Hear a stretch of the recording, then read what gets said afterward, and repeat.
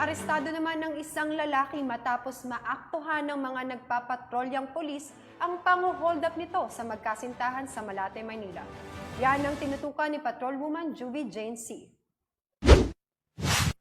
Timbog ng mga nagpapatrolyang kapulisan ng Malate Police Station 9 ang isang 26 anyos na lalaki na miyembro ng kilabot na bahala na gang. Makaraang hold-upin ang magkasintahan na naglalakad sa kahabaan ng Quirino Avenue, Malate, Maynila. Ayon sa ulat ni MPD Station 9, kinilala ang sospek na si alias Adrian na residente sa Leverisa Street, Malate, Maynila.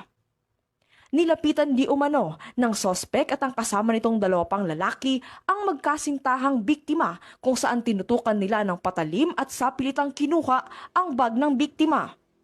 Mabilis namang nakahingi ng saklolo ang biktima na naispatan ng mga nagpapatrolyang kapulisan dahilan kahit agad na nadakip si alias Adrian at nakumpiska ang patalim na kanyang ginamit sa krimen.